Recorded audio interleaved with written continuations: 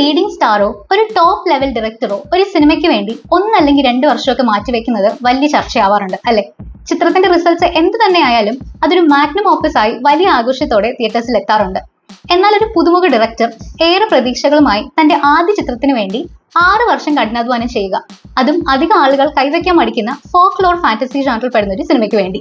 അത്തരം ഒരു സിനിമ വലിയ ബഹളങ്ങളില്ലാതെ ഒരു ഫെസ്റ്റിവൽ സീസണിൽ പോലും ലോ ഹൈപ്പിൽ തിയേറ്ററിൽ എത്തിയിട്ട് അത് ശരിക്കും ഒരു വിഷ്വൽ ട്രീറ്റായി മാറുമ്പോൾ, ഒരു സിനിമാറ്റിക് എക്സ്പീരിയൻസ് ആയി മാറുമ്പോൾ അത് അയാളുടെ വിജയത്തിനൊപ്പം നമ്മുടെ സന്തോഷം കൂടിയാണ്. നമുക്ക് നോക്കാം ജിതിൻ ലാൽ ഒരുക്കിയ അജയന്റെ രണ്ടാം മോഷണം എന്ന ആ സിനിമയെ പറ്റി.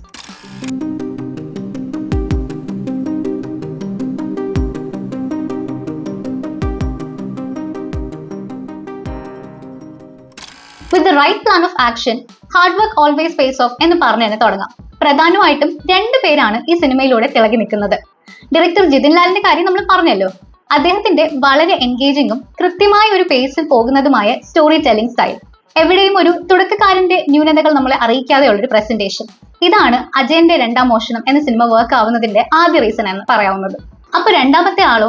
ആ രണ്ടാമത്തെ ആളാണ് തന്റെ കരിയറിലെ 50ാമത്തെ പടത്തിൽ 3 വ്യത്യസ്ത വേഷങ്ങൾ ഡിസ്റ്റിങ്ക്റ്റും ഡെഫിനിറ്റുമായ രീതിയിൽ കാഴ്ചയിലും കേൾവിയിലും വ്യത്യസ്തത അനുഭവപ്പെടുന്ന തരത്തിൽ സംവിധായകൻ പറയാൻ ഉദ്ദേശിച്ച കഥ നമുക്ക് മികച്ചൊരു അനുഭവമാക്കി തരാൻ സ്ക്രീനിൽ ആഴത്തിമിർത്ത നായക നടൻ. ഇങ്ങനെ ഒരു റോളിൽ നിലവിൽ മലയാളത്തിൽ മറ്റൊരു നടനെ ആലോചിക്കാൻ പറ്റാത്ത വിധം തന്റെ ഐഡന്റിറ്റി വ്യക്തമാക്കിയ ഒരു പെർഫോമൻസ് കാഴ്ചവെച്ച് സാക്ഷാൽ ടൊവിനോ.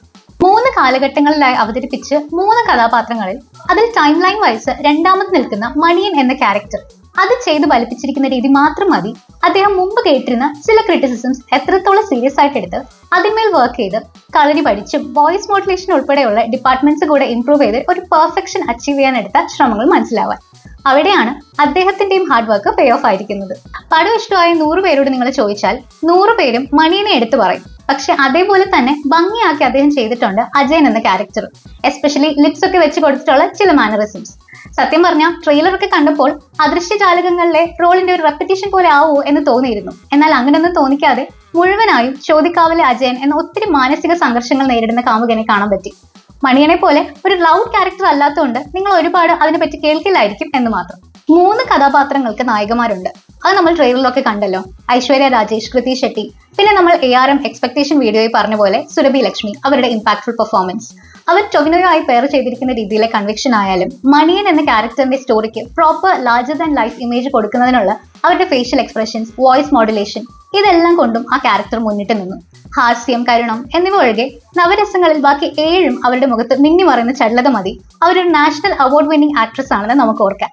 സ്റ്റോറി ടെല്ലിംഗ് നല്ല രീതിയിലാണ് പോകുന്നത് എന്ന് പറയുമ്പോഴും ചിലർക്ക് ചിലപ്പോൾ കഥ ആദ്യം തുടങ്ങി അത് മെല്ലെ ഒന്ന് ട്രാക്കിലേക്ക് എത്താൻ ഒരു ലാഗ് ഫീൽ ചെയ്യുന്ന പോലെ തോന്നിയേക്കാം. പക്ഷെ ഒന്ന് ഓർക്കണം, ഒരു ഫോക്ലോർ മോഡ്, അതായത് ഒരു നാടോടി കഥ അല്ലെങ്കിൽ ഒരു മുത്തശ്ശി കഥ, അതെങ്ങനെയാണ് വർക്ക് ചെയ്യുന്നത്? കഥാസന്ദർഭങ്ങളൊക്കെ ഒരുക്കി ക്യാരക്ടേഴ്സിനെ ഒക്കെ എസ്റ്റാബ്ലിഷ് ചെയ്ത് പിന്നീട് പ്രധാനപ്പെട്ട സംഭവങ്ങൾ നടക്കുകയല്ല ചെയ്യുന്നത്. ആ സംഭവങ്ങൾക്ക് എഫക്റ്റ് തോന്നണമെങ്കിൽ ആദ്യം ആ സെറ്റ് ചെയ്ത് വെച്ചേക്കുന്ന ബേസ് സ്ട്രോങ് ആവണം. അത് നല്ല രീതിയിൽ ചെയ്തു വെക്കാൻ ആവശ്യമായിട്ടുള്ള ഏറ്റവും കൃത്യമായ പേസിൽ തന്നെ സിനിമ പോയിട്ടുണ്ട് എന്നാണ് ഞങ്ങൾക്ക് തോന്നിയത്. ഇന്റൻസ് ആയ ചില ആക്ഷൻ സീൻസിന് ഇമ്പോർട്ടൻസ് ഉള്ള ചിത്രം എന്ന രീതി നോക്കുമ്പോൾ അവരുടെ കൊറിയോഗ്രാഫി നന്നായിരുന്നു എന്ന് എടുത്തു തന്നെ പറയാം. അതിനോടൊപ്പം അതിന് സ്ട്രെങ്ത് കൊടുക്കുന്ന ബാക്ക്ഗ്രൗണ്ട് സ്കോർസും സൗണ്ട് ഡിസൈനും. പക്ഷെ അതിനപ്പുറം പാട്ടുകൾ അത്ര ഇംപ്രസീവ് ആയി തോന്നിയില്ല. ടൊവിനോയുടെ ഒഴികെയുള്ള ഡയലോഗ് റൈറ്റിംഗും ചിത്രത്തിന്റെ സ്ട്രെങ്ത് ആയിട്ട് നിൽക്കുന്ന മറ്റ് ഫാക്ടേഴ്സിനോളം മികച്ചതായോ എന്ന ഡൗട്ടുണ്ട്.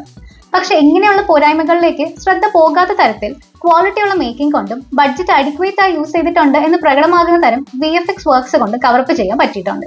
VFX വർക്ക്സ് മികച്ചു നിൽക്കുന്ന വിദേശ സിനിമകളും വലിയ ബഡ്ജറ്റിൽ ഒരുങ്ങുമ്പോഴും VFX പാളിപ്പോകുന്നതായി കാണുന്ന ഇന്ത്യൻ സിനിമകളും തമ്മിൽ ആ ഡിഫറൻസ് ഉണ്ടാവുന്നത് എങ്ങനെയാണ്? അത് VFX കൃത്യമായി ഉപയോഗിക്കുന്ന കാഴ്ചപ്പാടിലുള്ള വ്യത്യാസമാണ്. നാച്ചുറൽ ആയ ദൃശ്യങ്ങളും CGI യൂസ് ചെയ്തുള്ള വിഷ്വൽസും ബിൽഡ് ചെയ്ത സെറ്റ്സും ഇവയെല്ലാം വെവ്വേറെ തിരിച്ചറിയാതെ ഒറ്റ മനോഹരമായ കാഴ്ചയാക്കാൻ വിദേശ സിനിമകൾ ശ്രമിക്കുമ്പോൾ പൈസ കുറെ മുടക്കിയതല്ലേ, VFX ഒക്കെ നല്ലോണം തെളിഞ്ഞു കണ്ടോട്ടെ എന്ന രീതിയിൽ ബാക്കി കാര്യങ്ങളുടെ മുകളിൽ നിൽക്കുന്ന തരത്തിൽ മുഴച്ചു നിൽക്കുന്നതാണ് നമ്മുടെ പല ചിത്രങ്ങളിലും കാണുന്നത്. ഈ ഒരു റിഗ്രസീവ് അല്ലെങ്കിൽ അൽപ്പൻ കോൺസെപ്റ്റിൽ നിന്ന് വേറിട്ട് നിന്നുകൊണ്ട് ആദ്യം പറഞ്ഞ രീതിയിൽ ദൃശ്യങ്ങളെ കഴിയുന്നത്ര ഒന്നാക്കി അവയുടെ ഭംഗി കൂട്ടി നമുക്കൊരു ട്രീറ്റ് തരുന്ന അപ്രോച്ചാണ് ARMൽ കാണാൻ സാധിച്ചത്.